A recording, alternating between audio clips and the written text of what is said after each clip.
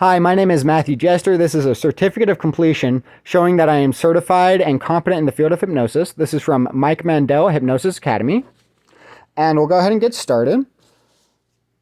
My name is Matthew Jester. Please watch my video, Hypnosis, Abuse, and Speech Inhibition. I will leave a link in the description. I will also leave additional links in the description of other relevant videos. I've been abused with hypnosis, and my ability to speak is being inhibited with hypnosis, which is why I have to read everything when I make videos. If you notice me stuttering, speaking slowly, being unable to speak clearly, or any other difficulty speaking, I explain how this is being done to me in my video, Hypnosis, Abuse, and Speech Inhibition.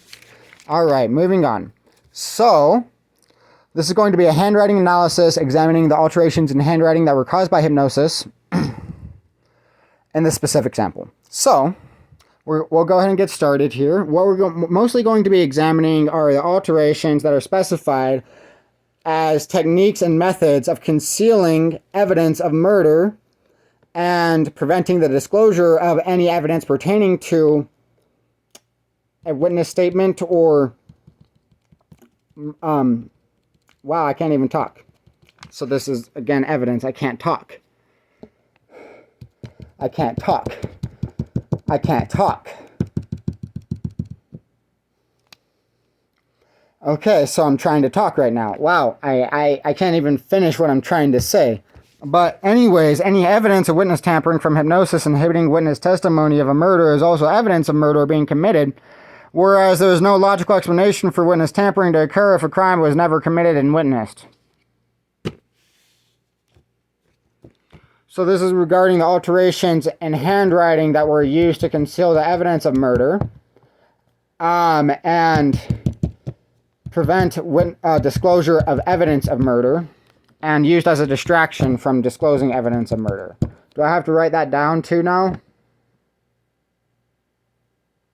Because I might. I think I'm going to. Wow. Anyways, thanks for watching the video. I apologize about how much I'm being abused with hypnosis. It's not my fault.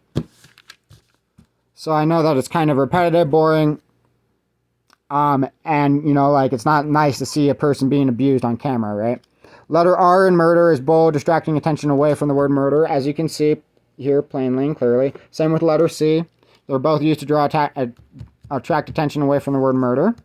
Bolded letter R attracts attention to the next word in the sentence because we don't read backwards. As you can see, that's the last letter of the word. And the next, and naturally we would read you know, left to right instead of right to left. The details, the bolded letter C is an outlier that attracts attention away from the word murder and draws it towards the baseline below. Because reading the letter C requires attention to be drawn to the bottom of the letter C. This is not a coincidence, as you can see. So the baseline is the lining of the paper that you would write on. So as you can see, this letter protrudes above the baseline that it is written on and into the baseline that murder is written on, the same baseline that murder is written on. And in order to read the letter C, which attracts more attention as an outlier, you have to draw your attention from the top of the letter down to the bottom, which then draws your attention to reading the next word. And then there is a stick figure with dreadlocks in the letter H in my name, Matthew. The stick figure in the letter N and in the word investigate. I'll go ahead and just show you those really quickly. So, I mean, you can see protrusions here. They kind of look like they could be dreadlocks or even with the balls at the end. I mean, exaggerations of dreadlocks, of course, as well. With the balls at the ends of the protrusions, you could even make an assumption that they were bells off of a jester hat as well, considering my last name, which I discovered recently. And then there is also the letter N in the word investigate.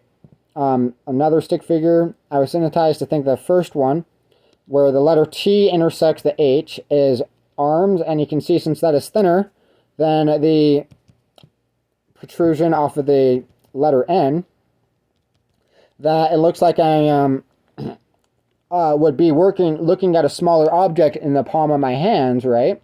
For example, the object in my hands could be a phone. The object on my knees could be a notebook. That's what I was hypnotized to think that those actually represented, by the way. Because I wrote this in a notebook and I'm recording this on a phone as well, right?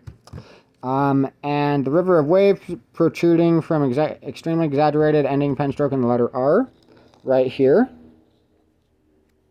And then, let's see, all the drawings were simply used as a distraction to interrupt me from finishing, although they are forms of evidence of witness tampering, as you can very plainly see.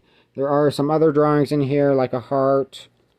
This was an umbrella that was covering my name, so I actually taped over it as an example, just to be able to make sure that my name was actually included in it. Although, as you can see, everything else is pretty clear and plain to see.